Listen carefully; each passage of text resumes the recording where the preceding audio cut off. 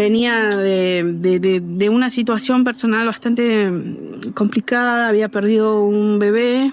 Mi tío, José Quintriqueo, me va a buscar, dice, Manqui, dice, tenés que venir, sumarte a la comunidad. Y en la pandemia, 2 primas mías salen de la comunidad y hacen la denuncia. Y bueno, las denuncias concretamente eran contra quien era el lonco de la comunidad, que era José Quintriqueo, mi tío.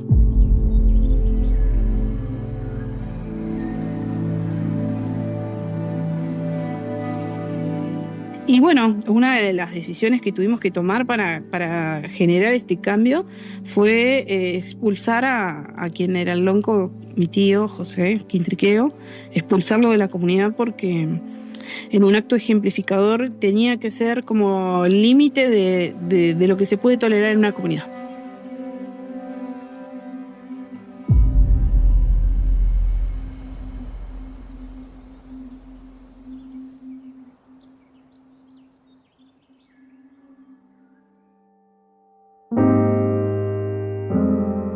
Esto es Cambia la Historia Podcast.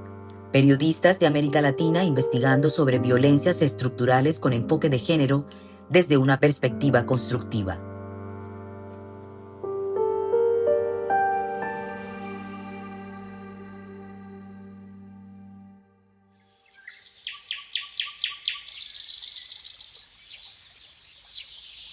Esta es la historia de Amancay Quintriqueo, lonco de la comunidad mapuche Quintriqueo.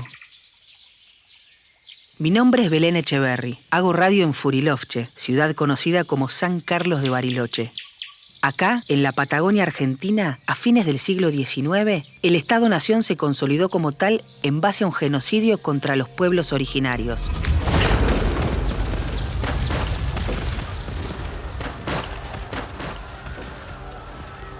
Los efectos de ese genocidio persisten hasta el presente. El genocidio supone 3 operaciones. La primera es construir a los indígenas como si fueran salvajes y bárbaros para justificar acabar con esa forma de vida. Sobre la base de esa imagen que se hace circular, opera la segunda práctica, que es la violencia abierta hacia ese pueblo, para terminar con esa forma de vida. Y la tercera operación es silenciar, oscurecer, confundir, hacer como si eso nunca hubiera ocurrido y negar incluso la existencia de los mismos indígenas. Esas 3 operaciones funcionan para construir una sociedad nueva, que es la sociedad en la que nosotros y nosotras vivimos hoy. Es una sociedad a la vez racista, clasista y patriarcal. Laura Croft, antropóloga del CONICET y de la Universidad Nacional de Río Negro. En ese contexto, en la zona cordillerana y en la estepa de la Patagonia Norte, mujeres mapuche resisten el avance minero e inmobiliario sobre sus territorios, transformándolo todo.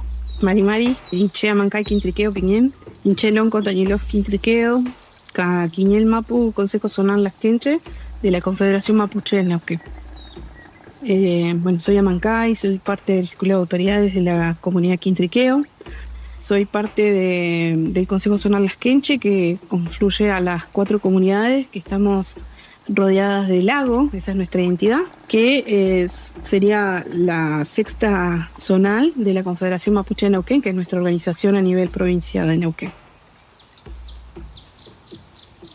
La comunidad Quintriqueo está ubicada a 40 kilómetros de Bariloche, camino a Villa Langostura, en la provincia de Neuquén.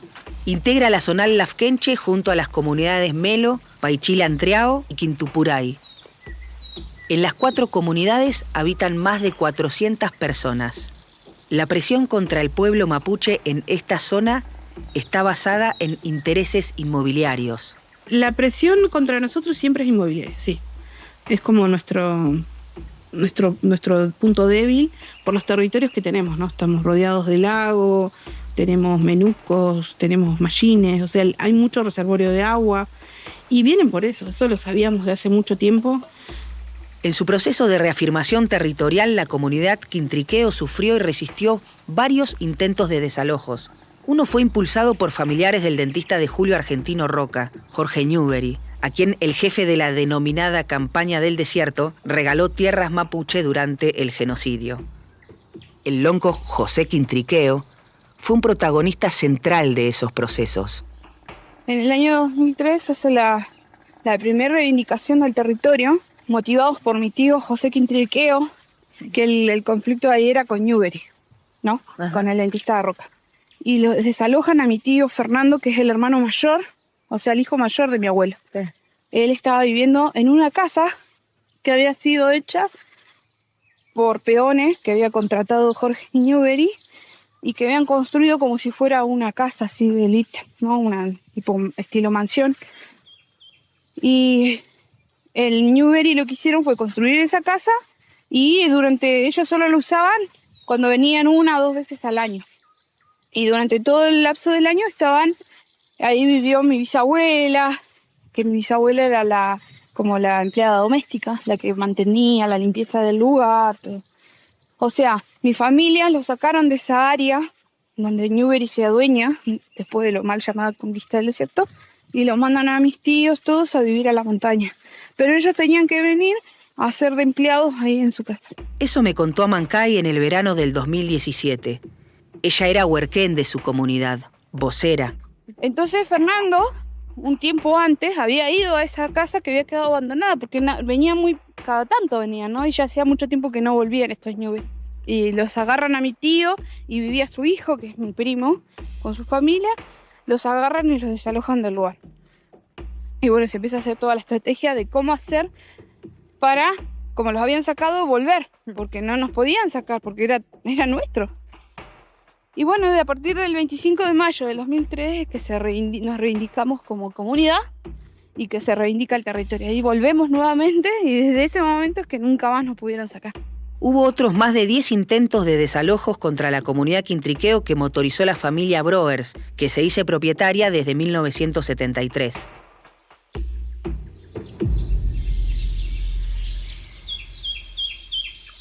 Me encuentro nuevamente con Amancay en la primavera del 2024, más de 7 años después de aquella visita a Surruca. Quiero charlar de su historia, quiero grabar su voz. Ella ahora es lonco, cabeza de su comunidad. Empiezo por preguntarle cómo empezó en el movimiento mapuche. Bueno, mis inicios fueron cuando yo tenía ya no me acuerdo mucho, pero tenía 25, 24, era muy pibita, y en ese momento se estaban iniciando los procesos de comanejo, se estaba empezando a hablar de comanejo en el Parque Nacional Nahuel Huapi. Y en la medida que me metí fue apasionante, desde el momento que inicié fue muy apasionante esto de sentirme mapuche, de entender mi identidad, de reconstruir mi historia. Y desde ahí nunca más pude retroceder.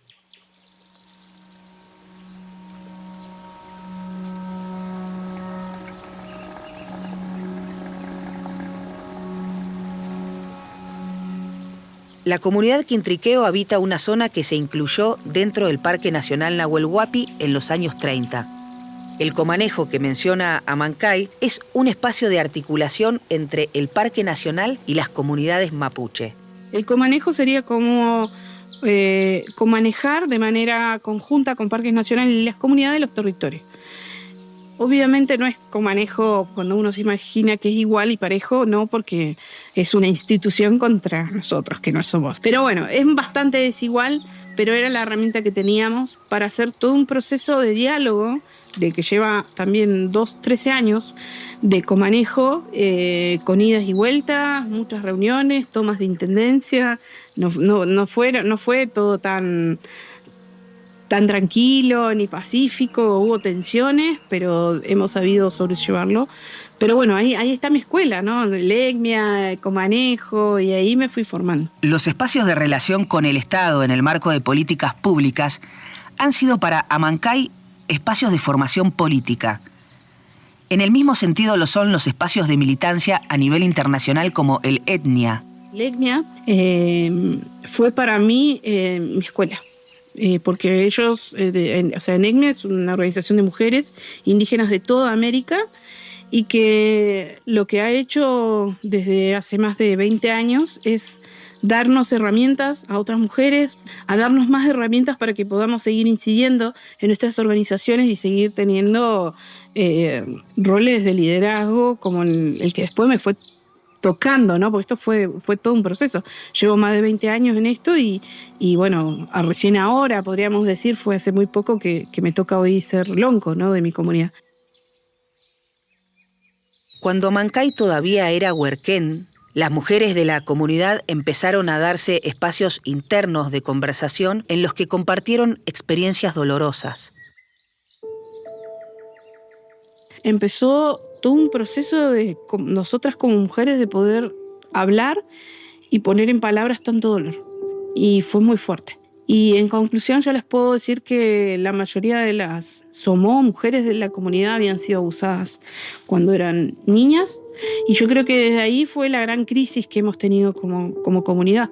Y analizándolo, que creo que hoy lo veníamos charlando cuando veníamos en el auto, cuando uno predispone su vida, ¿no? Toda la comunidad predispone su vida y su cuerpo para resguardar el territorio, nos olvidamos de las niñeces y las infancias.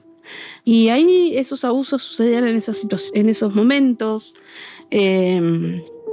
Bueno, no nos quedó otra que hacernos cargo, ¿no? Hacernos cargo como comunidad de todas esas situaciones de abuso, muy fuerte. Me fue muy fuerte porque cuando una logra sacar o logra poner en palabras este dolor, la angustia es terrible. O sea, es revivir ese momento y te invade la angustia. O sea, y en ese momento todas tenemos que sostenernos. O sea que también ocurrió eso, ¿no? Tener que entre todas abrazarnos, sostenernos. Fueron varios talleres que tuvimos y taller tras taller era cada vez otra que se animaba y otra que se animaba a hablar.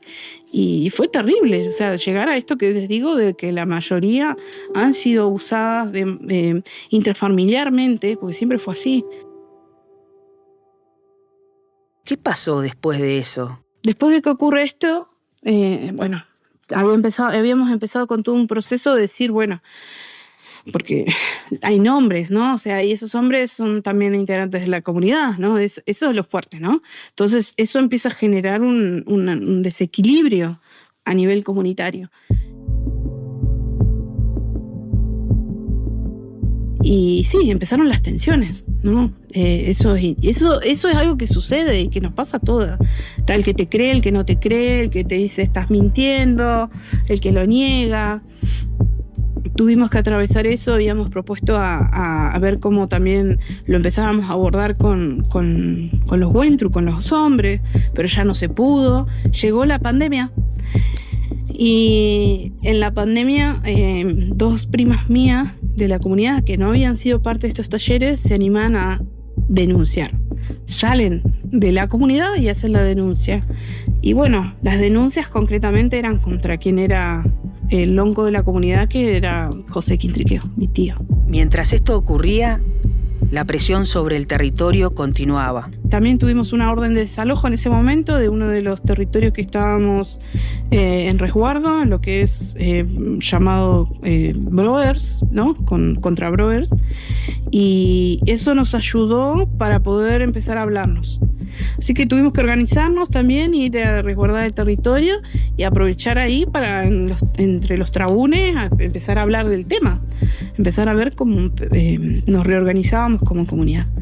Y bueno, una de las decisiones que tuvimos que tomar para generar este cambio fue expulsar a quien era el lonco, mi tío José Quintriqueo, expulsarlo de la comunidad porque en un acto ejemplificador tenía que ser como el límite de lo que se puede tolerar en una comunidad. Había entonces que definir una nueva autoridad. Sé que fue muy fuerte para muchas de nuestras familias, para él supongo que también, pero tuvimos que hacerlo y tomar esa decisión muy dura, muy dura. Pero tomada la decisión tuvimos que cambiar las autoridades porque él era el lonco, ¿no? Así que bueno, uno de los primeros cambios que se generaron fue las autoridades y ahí fue que me eligen de lonco.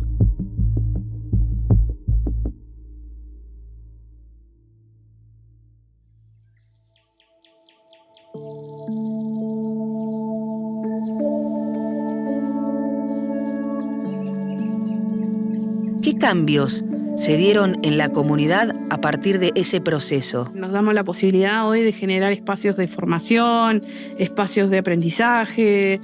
Las OMO en el territorio están haciendo talleres de alfarería. Los Wentru tienen todo un cronograma de trabajos comunitarios. Los Wentru son los hombres. Nosotros tenemos, no sé, un salón comunitario, tenemos biblioteca, tenemos equipamientos en la comunidad como un aserradero, tenemos un tractor, tenemos trabajo ganadero, tenemos, bueno, algo que surgió también de todo este proceso fue el camping de gestión comunitaria del camping Manquerruca. Tenemos el espacio de los niños. Entonces es una comunidad que, por eso digo, en el 2021 decidió cambiar todo hasta la forma de organizarnos.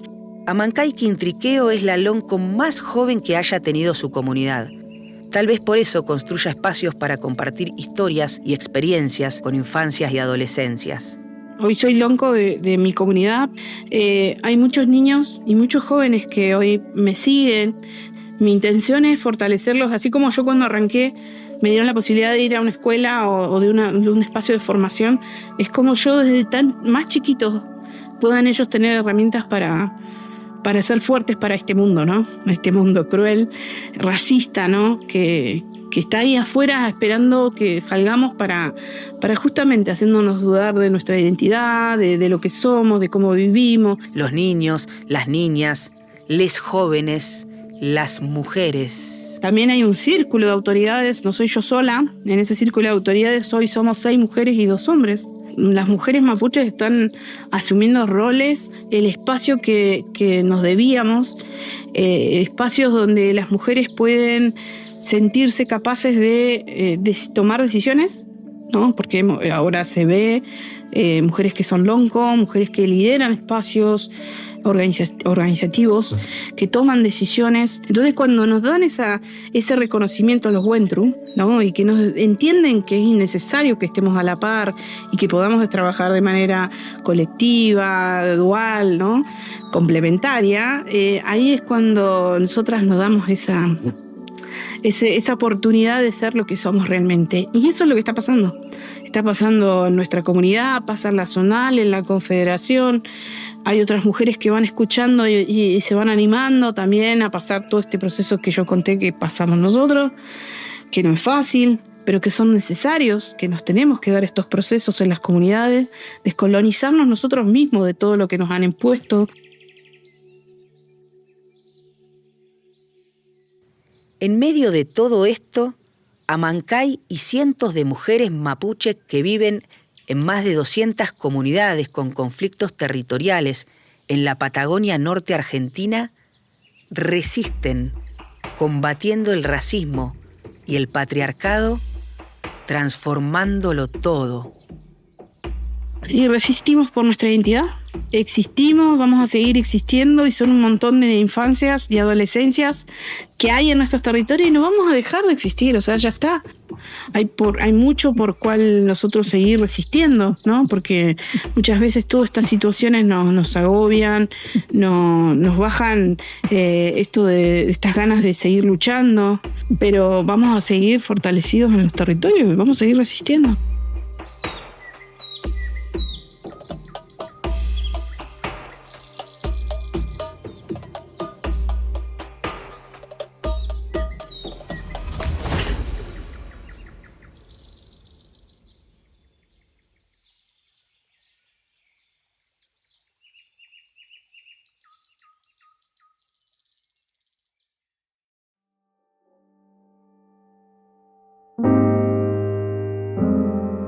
Este podcast se realizó y publicó en el marco de Cambia la Historia, proyecto colaborativo de DW Academy y Alaraca, promovido por el Ministerio Federal de Relaciones Exteriores de Alemania. Conoce más historias periodísticas en cambialahistoria.info.